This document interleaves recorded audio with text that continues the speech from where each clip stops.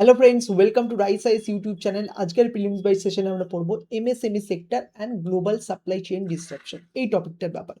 দেখো, আজকের what to read সেশনে তোমাদের বলা হয়েছিল দ্য হিন্দু নিউজ পেপারে বিজনেস পেজ থেকে এই পার্টিকুলার আর্টিকেলটা খুব ভালোভাবে পড়ার জন্য। আর তোমরা হয়তো জিজ্ঞাসা করতে পারো যে এমএসএমই সেক্টর কেন ইম্পর্টেন্ট। এর আগে কি ইউপিএসসি কোয়েশ্চেন জিজ্ঞাসা করেছে সেটা দেখতে গেলে তোমাদের 2023-এর ইউপিএসসিতে পিওয়াইকিউতে চলে যেতে হবে। দেখো, ইউপিএসসি কিন্তু এমএসএমই সেক্টরের উপর কিন্তু কোয়েশ্চেন অলরেডি জিজ্ঞাসা করে দিয়েছে, যেহেতু এটা নিউজেও আছে ওয়েস্ট এশিয়ান ক্রাইসিসের জন্য বারবার। ঠিক আছে, তো তোমাদের কিন্তু এই টপিকটা এক্সামের জন্য কিন্তু ইম্পর্টেন্ট হয়ে দাঁড়াচ্ছে।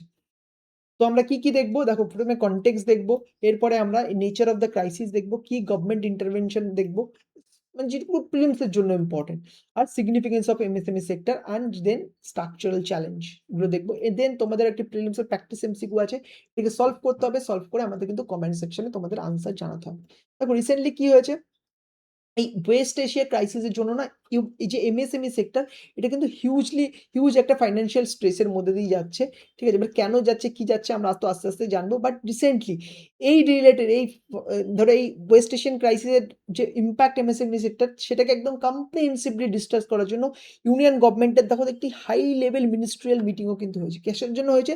যে রিডিউস এই কম্পাইলেন্স বার্ডেন অ্যান্ড ফাইন্যান্সিয়াল স্ট্রেস যেগুলো হচ্ছে এমএসএমই ফেস করছে এই ওয়েস্ট এশিয়ান ক্রাইসিসের জন্য। এছাড়াও কিন্তু যে ইন্ডিয়ান এক্সপোর্টাররা যে লজিস্টিক্যাল চ্যালেঞ্জের ফেস করছে ওয়েস্ট এশিয়ান ক্রাইসিসের জন্য, এই মিটিং এর কিন্তু সেটা ওয়ান অফ দ্য ইম্পর্টেন্ট কিন্তু এজেন্ডা ছিল। বোঝা গেল? এরপর আমরা দেখবো যে নেচার অফ ক্রাইসিসটা কি, কি? দেখো, রিসেন্টলি কি হচ্ছে না, তোমরা সবাই দেখছো যে ইরান কিন্তু স্ট্রেইট অফ হরমুজ কিন্তু বন্ধ করে দিয়েছে। ঠিক আছে?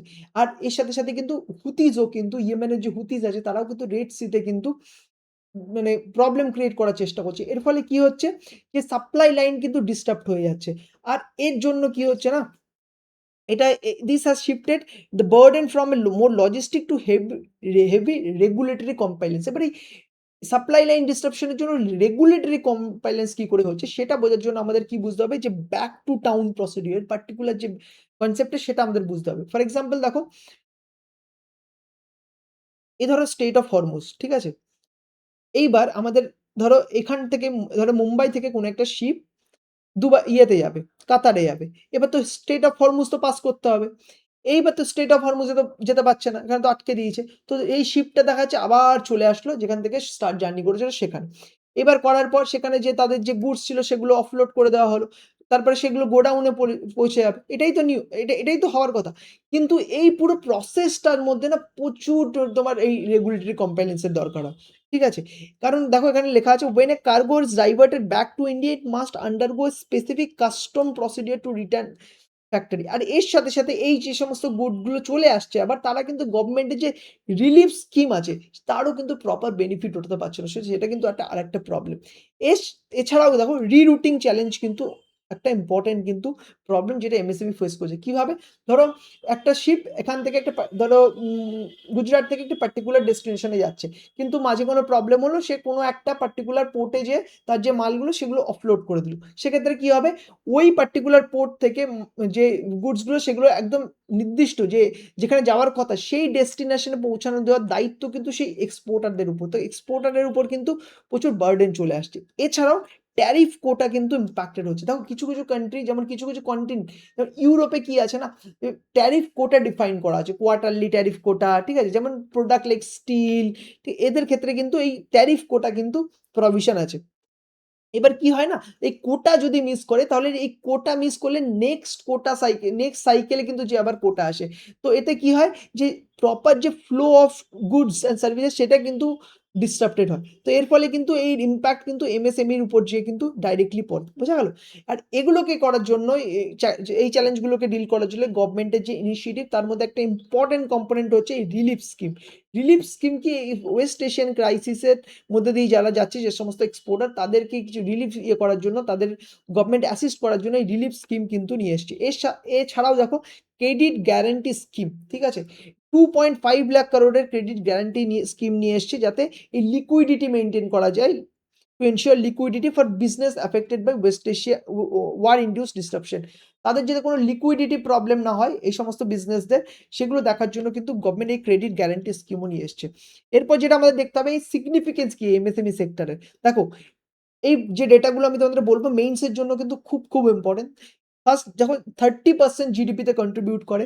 আর এক্সপোর্টের দিক থেকে যদি দেখতে পাই যে ওভারঅল যে এক্সপোর্ট আছে তার কিন্তু 45 কিন্তু এই এমএসএমই শুধুই কন্ট্রিবিউট করে। বাট তার সাথে দেখো এমএসএমই কিন্তু 2nd largest employee after agriculture. ঠিক আছে? আর এই এমএসএমই কে ডিজিটাল আইডেন্টিটি দেওয়ার জন্য গভর্নমেন্ট কিন্তু এই উদ্যম পোর্টাল কিন্তু নিয়ে এসেছে। তো তোমাদের কিন্তু জানতে হবে উদ্যম পোর্টাল কিসের সাথে ডিল করে? না এমএসএমই। আর যে চ্যালেঞ্জ গুলো এমএসএমই ফেস করে তার মধ্যে একটা ইম্পোর্টেন্ট চ্যালেঞ্জ হচ্ছে মিসিং মিডল প্রবলেম। কেন কি বলতো? যত আমাদের এমএসএমই তো প্রচুর আছে। কিন্তু মেক্সিমাম এমএসএমই না ছোট এমএসএমই। মানে বেশি পরিমাণে কিন্তু তারা কিন্তু কন্ট্রিবিউট করতে পারে না যতটা আমরা এক্সপেক্ট করি। এই মিসিং মিডল প্রবলেমটা কিন্তু একটা কিন্তু ইম্পোর্টেন্ট প্রবলেম যেটা কিন্তু আমাদের অ্যাড্রেস করতে হবে। এছাড়াও দেখো ডিজিটাল ডিভাইড এটাও কিন্তু একটা ইম্পোর্টেন্ট ল্যাকুনা যার জন্য কি হয় যে over Reliance on fragmented system. ঠিক আছে? Instead of integrated enterprise resource planning software. তো এর জন্য কিন্তু যে ডেভেলপমেন্ট আমরা যেটা এক্সপেক্ট করি যে এমএসএমইর ক্ষেত্রে হবে সেটা কিন্তু হচ্ছে না। এছাড়াও ওয়ার্কিং ক্যাপিটাল স্ট্রেসের প্রবলেম আছে।